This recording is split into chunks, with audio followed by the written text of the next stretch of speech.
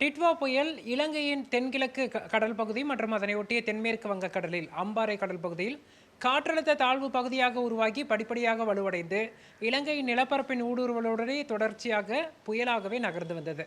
கிட்டத்தட்ட 40 மணி நேரம் இலங்கையின் நிலப்பரப்பின் ஊடுருவலில் ஏற்படுத்தி இலங்கையின் பெரும்பாலான பகுதிகளில் வரலாறு காணாத மழைப்பொழிவையும் ஒரு வெள்ளப்பெருக்கையும் நிலச்சரிவையும் ஏற்படுத்தி பெரும் பாதிப்பை ஏற்படுத்தியது. இந்த புயல் தமிழக கடற்கரையை நவம்பர் 29ஆம் தேதி அடையும் போது காற்று முறிவு மற்றும் வறண்ட காற்றின் தாக்கத்தினால ஒரு புயலே பாதிப்படைந்ததை பார்க்க முடிந்தது.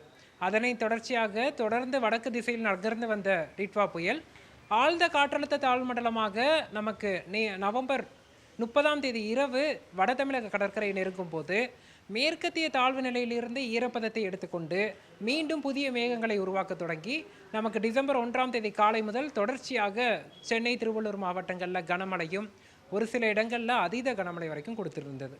தற்போது பார்த்தோன்னா கடந்த 24 மணி நேரமாகவே தொடர்ச்சியாக ஒரே இடத்தில் நிலவி வருகிறது.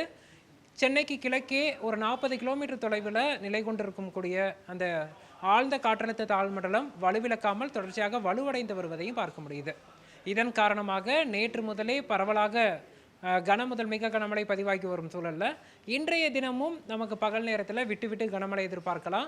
சென்னை, திருவள்ளூர், காஞ்சிபுரம், செங்கல்பட்டு மாவட்டங்களில் பரவலாக பல இடங்களில் விட்டு விட்டு கனமழையும் ஒரு சில இடங்களில் மிக கனமழை வரைக்கும் பதிவாவதற்கான வாய்ப்புகள் இருக்குது.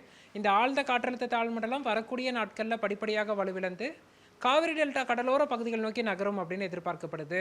இதன் காரணமாக டிசம்பர் 3, 4, 5 ஆகிய தேதிகளில் காவிரி படுகை மாவட்டங்கள், தென் மாவட்டங்கள் மற்றும் மேற்கு மாவட்டங்களில் ஒரு பரவலான மழைக்கான வாய்ப்புகள் இருக்குது.